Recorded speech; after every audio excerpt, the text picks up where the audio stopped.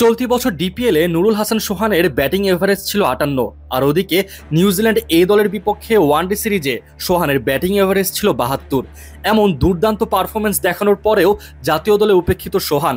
শ্রীলঙ্কার বিপক্ষে ওডিআই সিরিজের জন্য ঘোষিত স্কোয়াডে জায়গা হয়নি নুরুল হাসান সোহানের। কেন জায়গা হয়নি, কী কারণে জায়গা হয়নি, এর নেই কোনো সুস্পষ্ট উত্তর।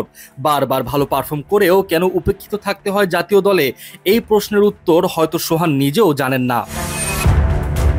তবে অনেকে ধারণা করছেন যেহেতু গ্লোবাল সুপার লিগে রংপুর রাইডার্সকে নেতৃত্ব দিচ্ছেন সোহান, তাই তাকে কিনা দলে অন্তর্ভুক্ত করা হয়নি।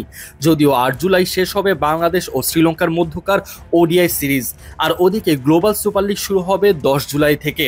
এর মাঝে সময় থাকে মাত্র ২ দিন। এই ২ দিনের ব্যবধানে রংপুরের হাল ধরা কতটা কষ্টসাধ্য হতো সোহানের জন্য, তা হয়তো সোহানই ভালো বলতে পারবে। তবে এটা কোনো অফিসিয়াল বিবৃতি নয় যে গ্লোবাল সুপার লিগের জন্য জাতীয় দলে নেওয়া হয়নি সোহানকে, কেননা বিসিবি অথবা রংপুর রাইডার্স কেউই এই ব্যাপারে কোনো প্রকার অফিসিয়াল বিবৃতি প্রকাশ করেনি।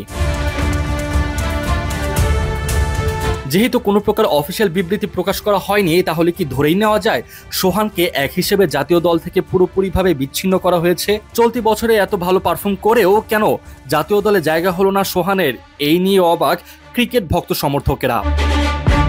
আর এদিকে ঘটে গেল আরেক ঘটনা। বছরের পর বছর ওডিআই সিরিজে ভালো খেলা এনামুল হক বিজয় হুট করে জাতীয় দলে সুযোগ পেল টেস্ট ফরম্যাটে। যদিও এই ফরম্যাটে খুব একটা সুবিধা করতে পারেননি তিনি, অথচ যখনই তার পছন্দের ফরম্যাট চলে আসলো তখনই বাদ পড়তে হলো বিজয়কে। এ যেন এক অদ্ভুত সমীকরণ। বিজয় সারা বছর ওডিআইতে ভালো খেললেও তাকে বেশিরভাগ সময় সুযোগ দেওয়া হয় টি-20 অথবা টেস্টে। এবার সবাই আশা রেখেছিল বিজয়কে অন্তত শেষবারের জন্য সুযোগ দেওয়া যায় ওডিআই ফরম্যাটে, অথচ দল ঘোষণার দিনে নাম খুঁজে পাওয়া গেল না বিজয়ের। এই নিয়ে বেশ অবাক ভক্ত সমর্থকেরা। বিজয়ের টেস্ট ফর্ম নিয়ে সবাই হতাশ হলেও অন্তত ওডিআইতে ভালো কিছু করবেন সেই আশা রেখেছিল ভক্তরা। তবে সেই আশায় পানি ঢেলে দেওয়া হলো যখন ওডিআই স্কোয়াডে দেখতে পাওয়া যায়নি বিজয়ের নাম।